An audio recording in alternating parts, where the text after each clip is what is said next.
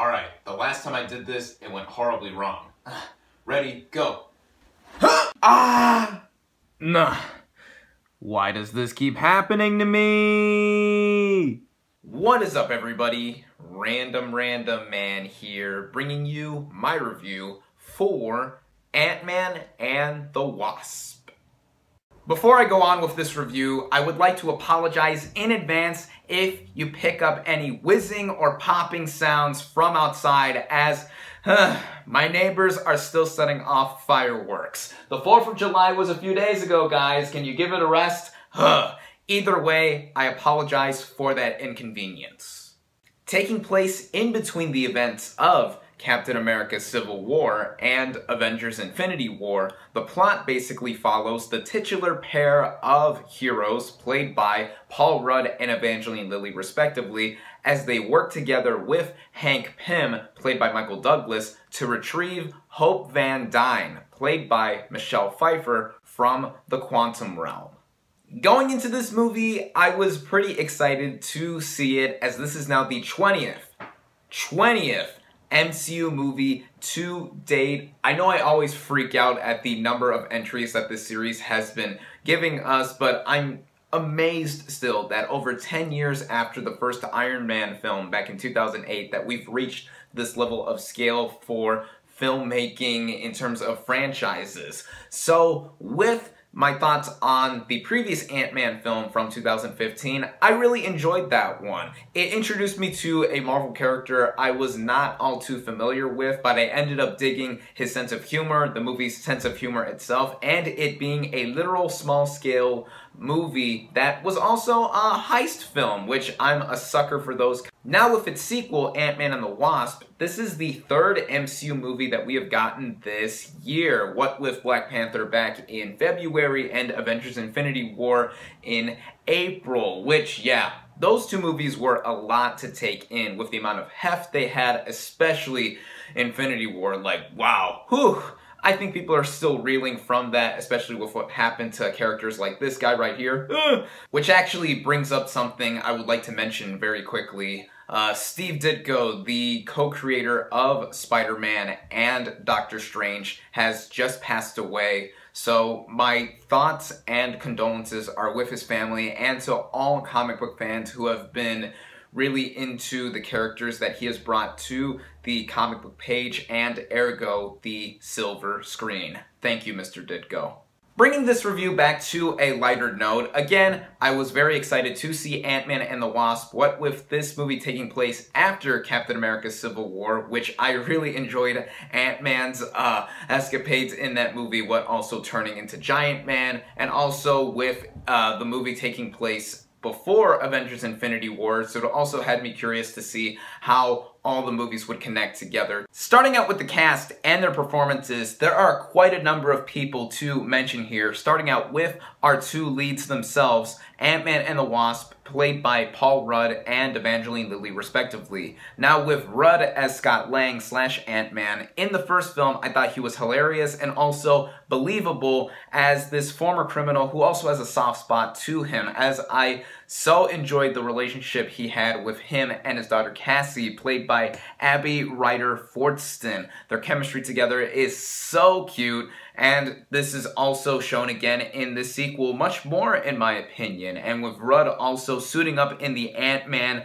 outfit and just doing his thing, I thought he was outstanding here again. Also outstanding is Evangeline Lilly as Hope Van Dyne / the Wasp. Now, we got a bit of a tease in the previous Ant-Man film too, how she would look in the costume, but seeing Evangeline Lilly in the role of the Wasp in this sequel, I thought that she had quite a prominent take in terms of how she was shown in screen time. I wouldn't go as far as to say that she stole the movie, as by very nature of her character, her working together with Ant-Man complemented each other in how they coordinated with the action sequences and also the romantic relationship that they had brewing inside them, much to the dismay of Hope's father, Hank Pym, played by Michael Douglas. I thought he was incredible in the first film, and he is incredible again here. This guy, such a seasoned veteran actor taking on a role like this that also brings out some of the greatness within his acting chops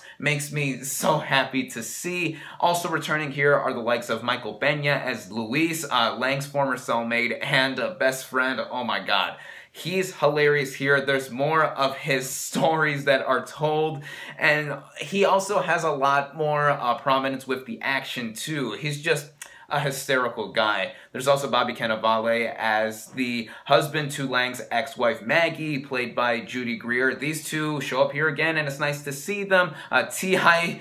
And David Dastmalchian also return as members of the ex-con crew headed by Benya, and they have some cool moments here and there. Moving on to some of the new players here, we have some characters such as Hannah John Kamen as Ghost. Now, you may have recently recognized John Kamen as the feisty henchwoman of Ben Mendelsohn's character in Ready Player One, to which her screen presence wasn't that known, but here, oh yes, she has a lot more to do here, much in the way of her character as well, with the ambiguity she has that also goes into her backstory, which I'll mention later on. But I thought she was quite an intriguing character, and the performance here definitely has some starship in the making. We also have Randall Park as FBI Agent Wu, who is watching Scott Lang as he has been on house arrest for the past 2 years in between Civil War and Infinity War. So with him, I thought he added quite a bit to the humor of the film, yet I thought it got quite annoying in some areas, but still, I mean, his presence was known and added. There's also Lawrence Fishburne as a college professor and an old associate of Hank Pym's that does factor into the story quite a bit. I just love seeing Fishburne in these kind of movies, and this is an actor who's been in big budget stuff before, and here he does add some more gravitas to what is being shown off. Finally, there's Michelle Pfeiffer as Hope Van Dyne. She doesn't have that much in the way of screen time in this film, but I thought she was a delight whenever she was in this film, especially when she first showed up in this movie. The way she is introduced right at the beginning actually took me back a bit, which I'll mention a bit in this review later on, but yeah, I just love Michelle Pfeiffer, and with this cast all in all, for the most part, they bring back a lot of the same hysterical charisma that was seen in the first film and then some. The writing in this film very much sets up a very sequel kind of narrative to the first Ant-Man from 2015. What do I mean by this? Well, usually with sequels to the MCU, they try to go bigger and much more badass in the way of how they show off either their narrative or just the action. Here, it feels just about the same in terms of its smaller scale, pun intended, to the first Ant-Man film. What with the first Ant-Man film being more of a heist film, Ant-Man and the Wasp kind of diversifies itself a little bit to make it more refreshing. I think it is part heist film, part chase film, and part rescue mission. Even with this movie and its scaled back nature, there's quite a bit that does happen throughout this film. Like I've mentioned before, Scott Lang is on house arrest after his actions in Captain America Civil War, and there's also a lot to do with the introduction of more concepts within the quantum realm. We got a brief glimpse of the quantum realm for about 30-ish seconds in the first Ant-Man film, but here this is expanded upon a lot more.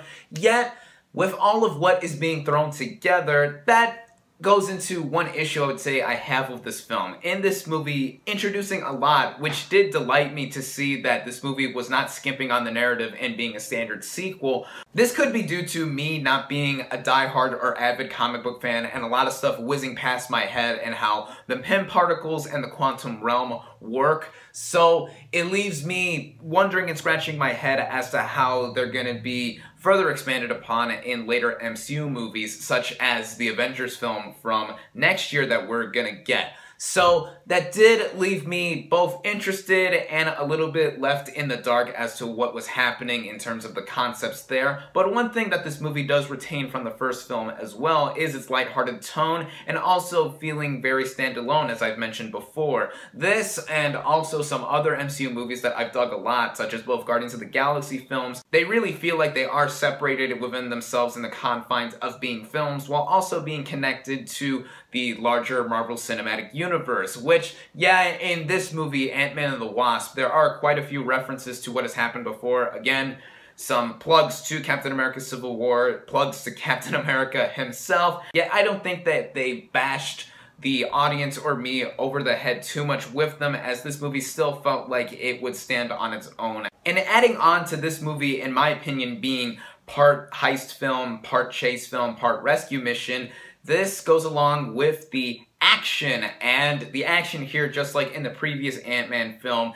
is tremendously played out. This movie is directed again by Peyton Reed, who helmed the previous Ant-Man film, and what he does in focusing the action scenes together, and even a lot of the non-action scenes, such as the dialogue moments between characters, make for a ton of focus in what the tone and overall style of this movie is trying to portray. One action scene in particular that I thought was pretty inventive, even for it being simple, was the chase that does happen towards the end of the movie, with the increasing and shrinking vehicles that are involved. Also with how Ant-Man and the Wasp themselves use their shrinking and increasing abilities made me both really wowed by how creative the filmmakers were in utilizing them, and also laughing out loud a lot because it added on to the humor injected throughout this film. And the overall visual style of this movie, in playing up the small scale that this movie has. I mean, when we get to see the quantum realm itself in full effect, it is visually inventive, kind of like how the Doctor Strange film showed off a lot of trippy visuals, and here it is also done here to some amazing effect. And what's also amazing is how this movie, yet again, like the previous Ant-Man movie, uses de-aging technology to make some actors here notably Michael Douglas, Michelle Pfeiffer, and Lawrence Fishburne, look like they were straight out of a movie they were in from the 1980s or the 1990s. I'm like, wow, just Disney and whatever you're doing with the visual effects team, bravo. This film just comes together strongly in how it has solid editing and it being well paced out in its running time, running at just under 2 hours, making me have a ton of super fun with this sequel. And really, the only other thing I would say that comes in the way of issues with this film sort of has to do with the previous thing I brought up with this movie jam-packing a lot of stuff together, but I will mention it anyway. It has to do with the villain problem being prominent again with this MCU film. Now, the way we've had MCU villains come up recently with Michael B. Jordan's Killmonger in Black Panther and Josh Brolin's Thanos in Avengers Infinity War had me so pumped to see that Marvel has been really trying with their villains. But here, in the way that Hannah John Kamen's character is shown, like I said, she's not bad. I found her to be quite an interesting character, and also very cool with how she has these phasing abilities. Her character, I would say, is not really that much of a villain character anyway. I would almost describe her as misunderstood in how her background is told. So I don't think she's an issue there at all. But with the other villain in this movie, played by Walton Goggins. Now, I love Walton Goggins. He was my absolute favorite character in The Hateful Eight, directed by Quentin Tarantino. I thought he was hilarious there. In Ant-Man and the Wasp, though, I didn't think his character really added much. He's only in this movie for maybe about 30 minutes or so, here and there, and his side plot has to do with something that Hope Van Dyne is involved with when their characters are first on screen together. But yeah, I thought that with the ridiculous accent he put on that I didn't think was amusing, and just how he is implemented, I thought if he was taken out of this movie altogether, it would have lightened up a lot of the stuff that was put into this movie and also flow faster than I already felt it was. But setting aside that useless and disposable villain, I really enjoyed Ant-Man and the Wasp. I saw this film with my good friend Lewis, who you may recognize from my reviews for Justice League and Avengers Infinity War, and I'm sure I've mentioned him here and there in some other previous reviews. We were pretty much both in line in how we like this movie a lot for it being a standalone MCU movie that did feel standalone in a lot of its own sentiments, and just with how fun this movie is compared to the rest of the MCU movies. I wouldn't say that Ant-Man and the Wasp are my absolute favorites when it comes to this franchise. I would say they're more medium-level entries, but they are not bad at all, as I have mentioned. Compared to the other two MCU movies that we've gotten this year, easily this is my least favorite of them. But again, I don't want to emphasize that I think that makes this movie weak overall, because this movie is strong at delivering the comedy, the action, the lighthearted vibes, the charismatic and hysterical acting, and a lot of the ideas that are presented here. Even if some of them didn't always gel with me, it did leave me intrigued to see what would happen next. By the way, this is an MCU film. Stay for the mid and end credit sequences. Duh!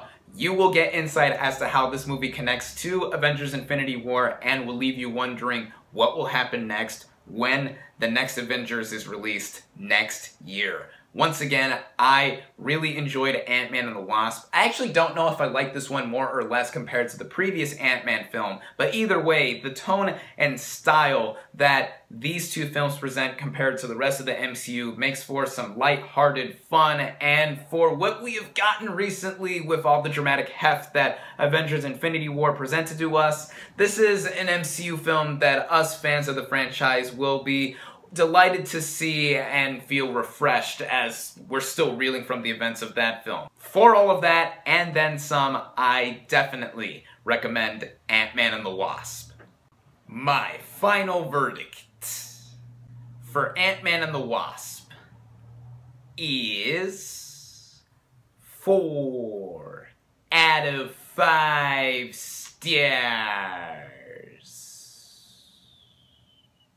Thank you all, as always, for watching. Be sure to like this video, comment on what you thought of Ant-Man and the Wasp. Social media links in the description. Subscribe to my channel for more, and I'll catch you on the next movie review.